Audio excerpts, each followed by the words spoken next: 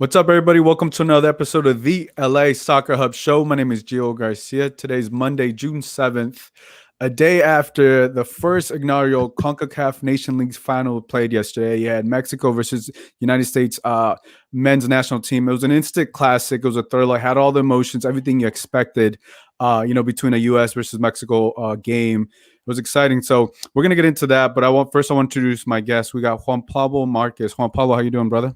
I'm good, man. How are you? Yeah, good, man. Happy to have you on the show. Home Pablo just joined the team, so he's writing articles for us at LA Soccer Hub. So he wrote a great article we'll get into here in a bit. Total Galaxy, how you doing, man? I'm doing pretty good, Gio. Yeah, man. Like I was telling you earlier, people have been seeing your Instagram account, man. You've been doing such a great job.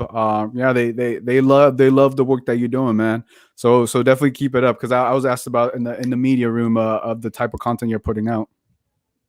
All right. I mean, that's great to hear. I mean, at least they approve of it, Yeah, I mean, hey, whenever you're putting out great content, it's always going to be acknowledged and recognized. But how was you guys' weekend? Obviously, outside of the game, how'd you spend your weekend, Pablo? Did you watch the Floyd Mayweather fight as well? The Logan Floyd Mayweather fight. No, I went to go watch the game with my mom, so I couldn't multitask, and the game was too good, so I didn't want to stop watching it, but I didn't really want to watch the fight anyways. But yeah, I heard it was entertaining as well.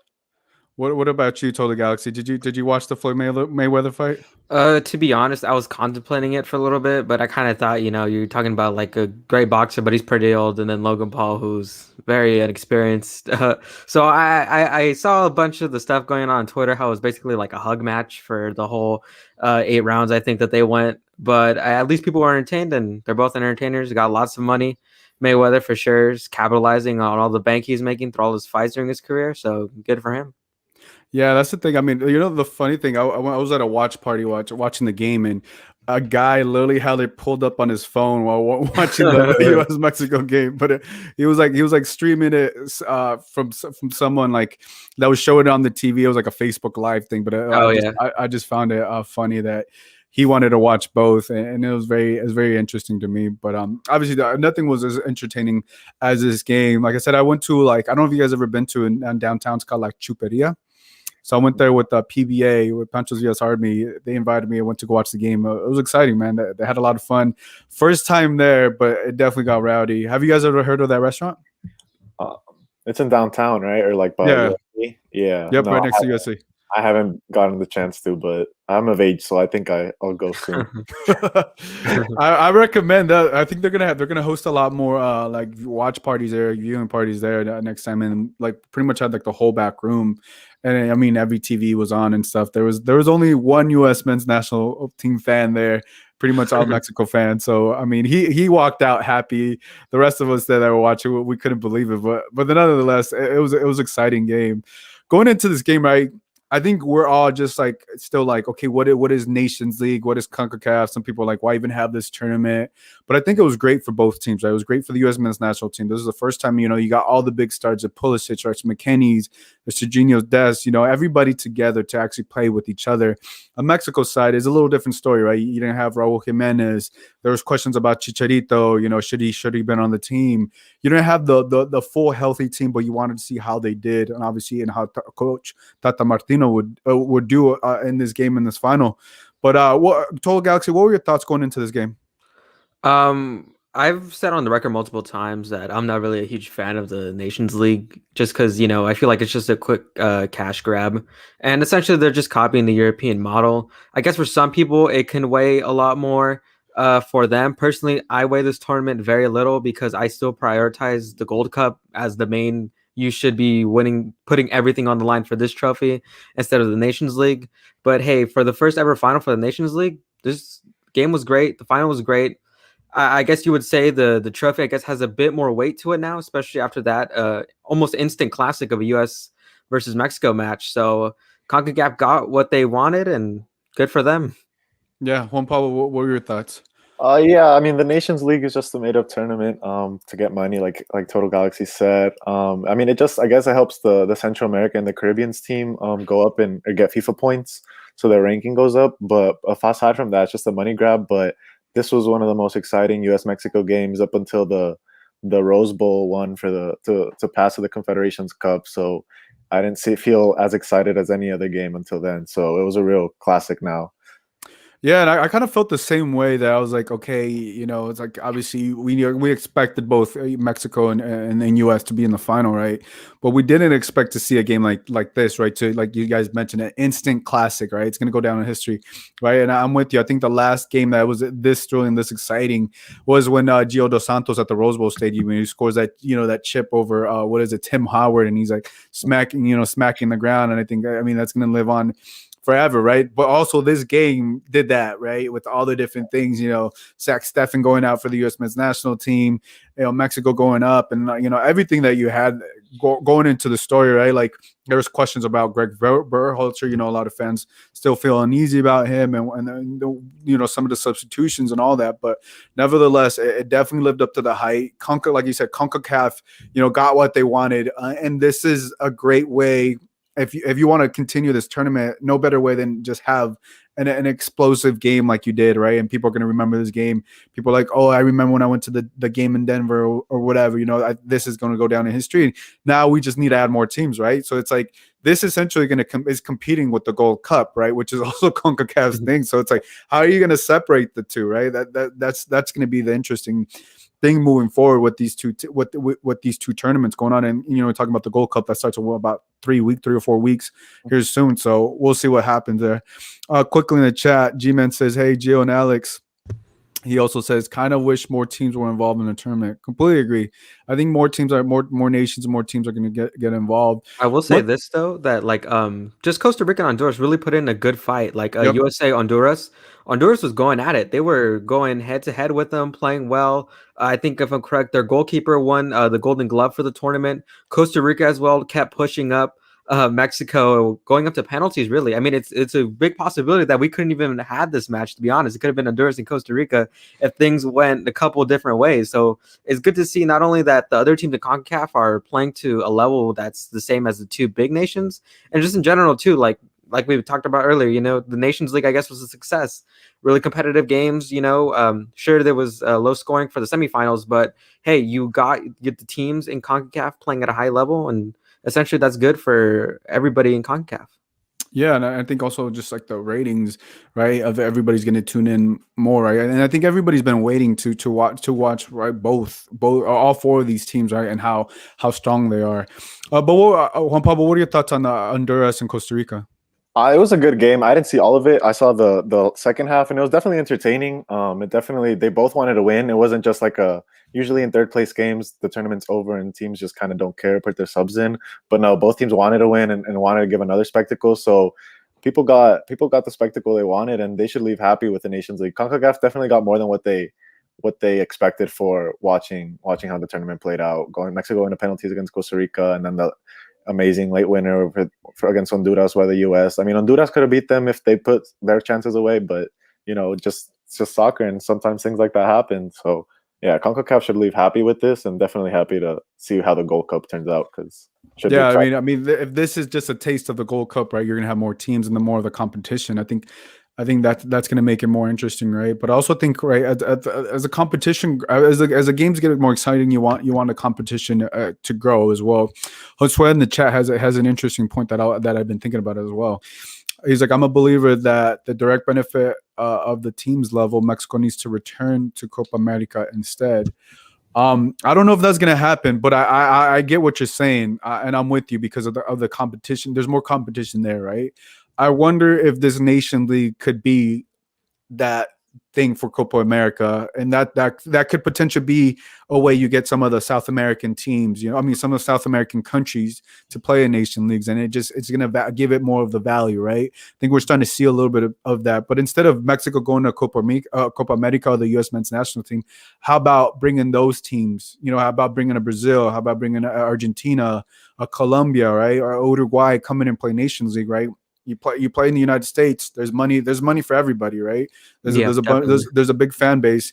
I think that's one way that CONCACAF can benefit from this, right? Now, are the people from South America and those federations, everything we know it's going to be more of a tougher issue going that way, financially and stuff. Because I think they were talking about having the Copa America again here in the United States, but they didn't want to have it. I don't know where they're having it. Is They're Argentina now? in Brazil now. In Brazil, yeah. Even most of the Brazilian players. I was reading an article on Goal.com about Casemiro, the Real Madrid player, saying how the whole team really doesn't even want to host the Copa America. And just this whole thing that's going on, Colombia's going through political troubles, right? Argentina's having a surge in COVID again. So having to move the tournament 12 days before is just crazy. So I hope everything goes well with Copa America, because that's one of my favorite tournaments, not my favorite tournament that I love watching, especially with the Brazilians, the Argentinas, right? Colombia, Uruguay's, all those teams are good. Unfortunately, I doubt any CONCACAF team will probably be able to play in the Copa America again, just because CONMEBOL wants all semifinals to be just pure CONMEBOL teams. I don't think they want a CONCACAF team winning it. That would not look good. Your tournament that you host and a team from a different federation wins it. I don't think that would be a good look for CONMEBOL. Yeah, but if there's money involved, there's money involved. You know what I'm saying? I think Nations League could be that tournament. I really do see it. G-Man brings up a great point. He says, you mentioned this is a money grab. If it is, I wouldn't mind if CONCACAF spreads that money out to other federations. Like Alex said, if CONCACAF is strong, it only helps everybody else. Completely agree. And I think this is one way you can attract this tournament. I hope it's one way you can attract those South American teams. I just hope it is, it is that way, because I want to see Mexico versus Brazil. I want to see the United States versus Argentina. I want to see Messi. I want to see more of Messi, more of the Brazilians on U.S. soil, and see more of those enticing games, right? Because Mexico versus US, that's always going to be great, right? But then Mexico versus El Salvador, something like that. It's not as entertaining. But if you have a little bit more competition, I think that's the way to go. Let's start off the game. Tecatito, the first 30 minutes, the first 90 seconds, man, he gets a goal, and I have the highlight, so I'm going to play the highlight here.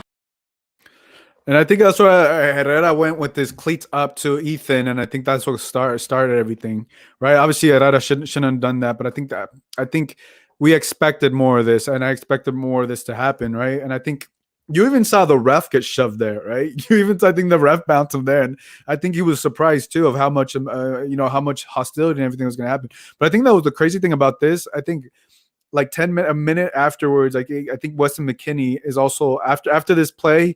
I think he shares his water bottle with, I think it was Salcedo or something like that. There's like animosity there, but then like 5 minutes later, he's like, "Oh, you want some water? Here's some water," which it speaks about how chill Weston McKennie is, right? Like he's very aggressive when he needs to, but he also could be pretty chill.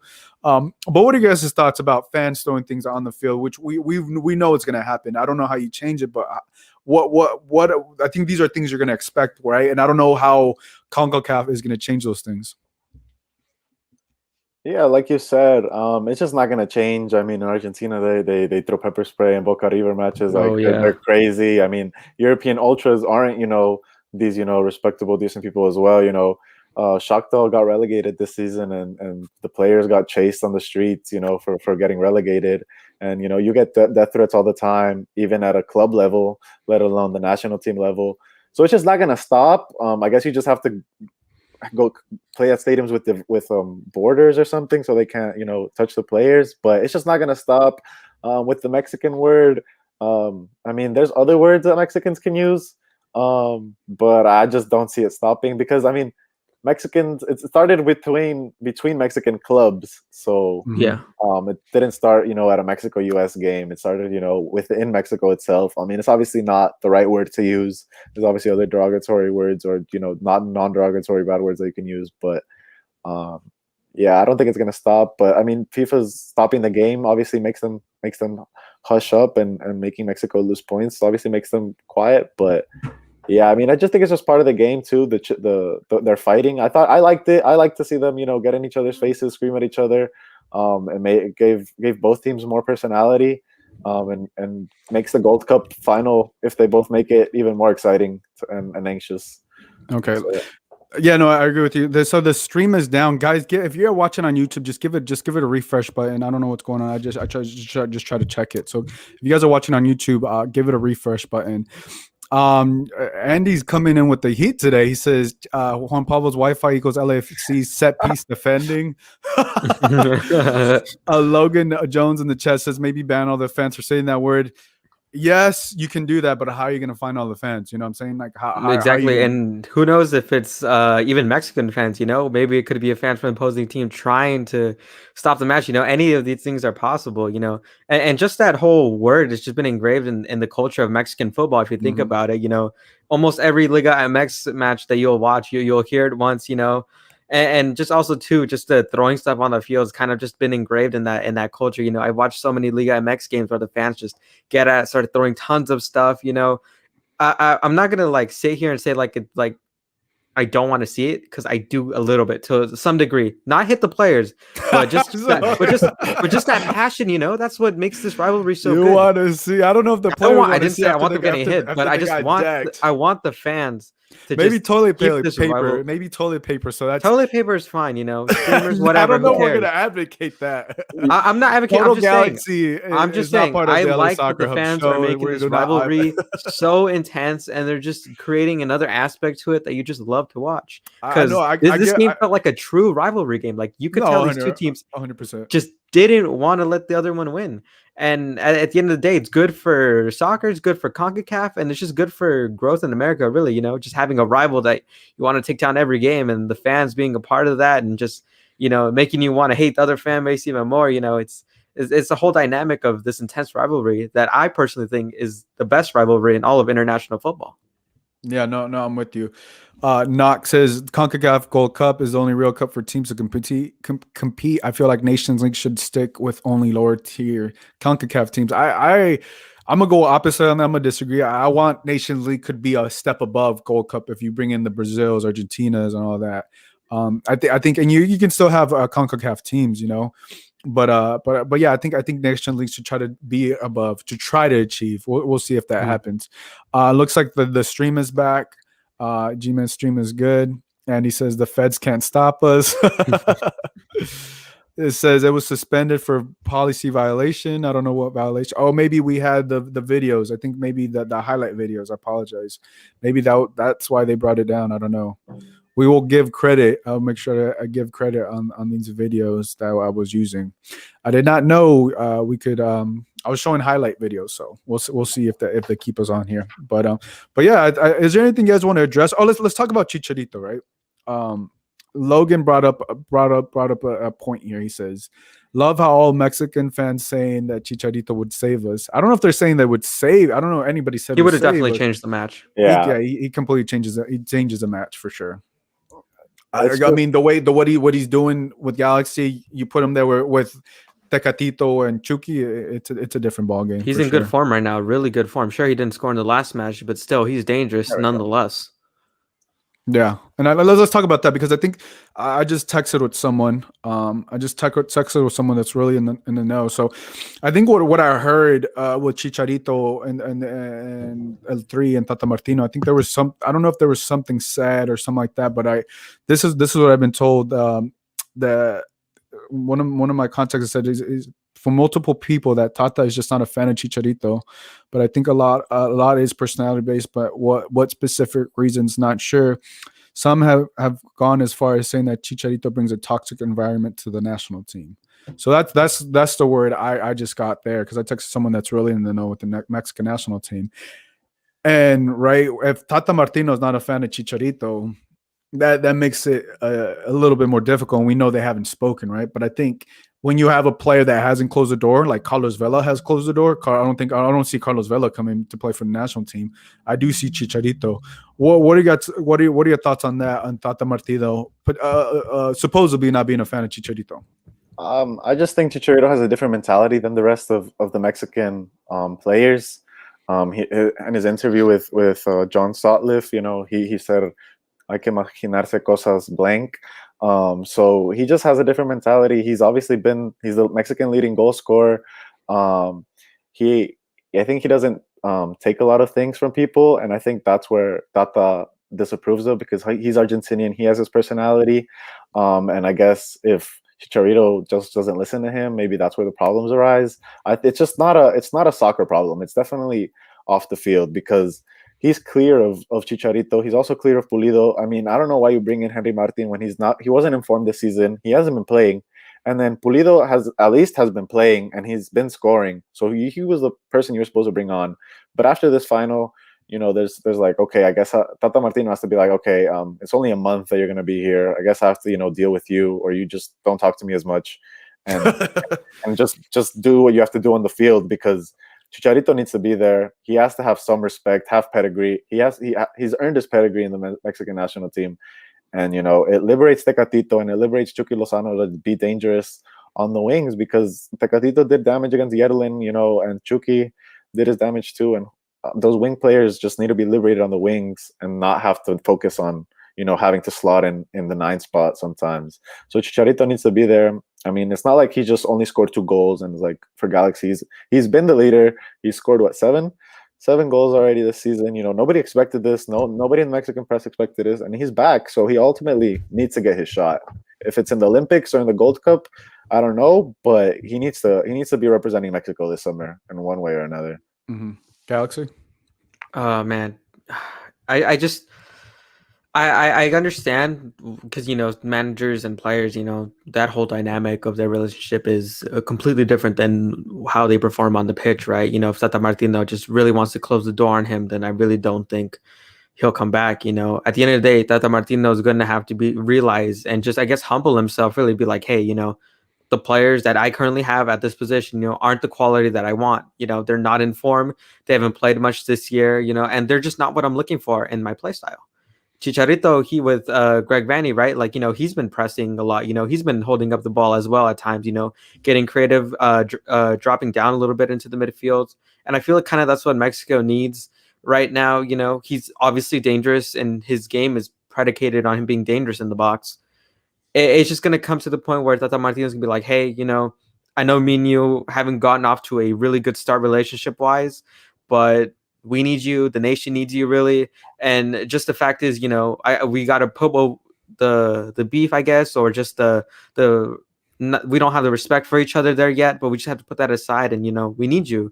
You're informed. You've really transformed how you approach the game in the last year, I feel like that's something that has to reconsider, because this whole past year and a half has been so tough for Chicharito that not only has he changed his, his diet, his workout routines, but it's just changed, his relationship with his family. His grandfather passed away. I remember him talking about that at the first match against Inter Miami. Like, stuff has happened to him in the last year and a half. Mm-hmm. Chicharito, I know, will be willing to take another opportunity with the national team, especially after last night's performance. Mexican fans probably calling for him back. The cards are all set for Tata Martino to just really be like, hey, we need you back. Yeah, and I'm with, even if you have a healthy Raul Jimenez, you need Chicharito. Even with that healthy Raul Jimenez, you could play 4-4-2, or you bring a Chicharito off the bench, right? Raul Jimenez is the number 1 starter. There's no question about that, right? But you can't tell me that Chicharito, what he's doing with the Galaxy and how he's turning up the MLS right now, which Tata coach with Atlanta United. If Tata Martino decides to close the door on Chicharito, this could be Tata Martino's downfall. If Chicharito keeps going in form and stuff like that, if he completely closes the door, I think it could be his downfall, because outside of Raul Jimenez, maybe Pulido, but there's no other number 9. And if you have Chicharito does what he does and continue to do in the season, then we're gonna have to look at Tata Martino. And he says it's wild how they disrespect the leading goal scorer in Mexican history. If I was Chicha, I'd stay playing Twitch too. and then guy G-Man says it's because Tata plays Fortnite over COD. Call of Duty.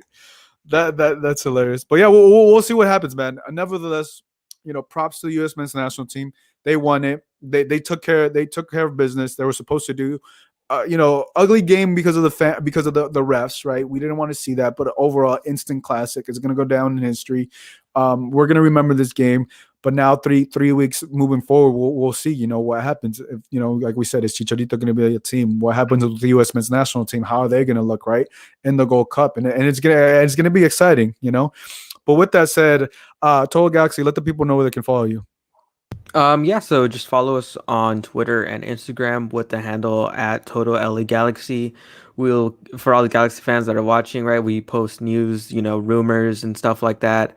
Extra content. I make videos for the page, on YouTube and on Instagram TV. So if you guys want a lot of information on the Galaxy and just to be caught up with what's going around with the club and the players as well, just follow us. Yeah, Juan Pablo, let's talk about your article. I know you wrote an amazing article. Let the people know where they can read it.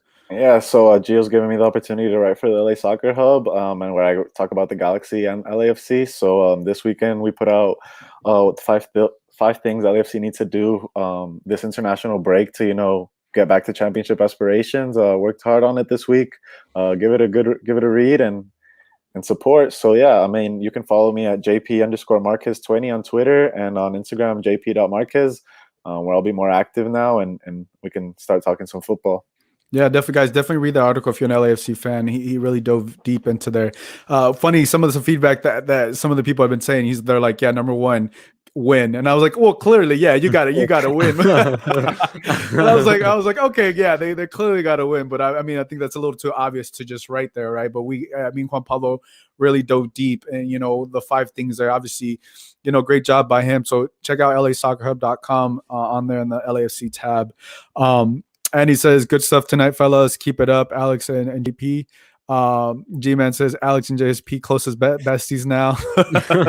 So all of a sudden, you guys became friends. But with that, guys, if you guys want to follow me, you guys can follow me at Gio Garcia LA. If you guys are listening, on the pod, definitely tune in. I think we're only going to do maybe one pod this week. Obviously, we have no LAFC, no LA Galaxy. Games going on this week. Galaxy do have a press call on Wednesday, and Sega Kubli, I believe that's Koulibaly. There we go. Thank you for correcting me. Is going to be available for the press on Wednesday. So more Frenchman with the Galaxy. Yeah, yep. So that's his press call. So we'll have that on Wednesday. But for Total Galaxy, for Juan Pablo, this is Gio, guys. We'll catch you guys next time. Bye, everybody.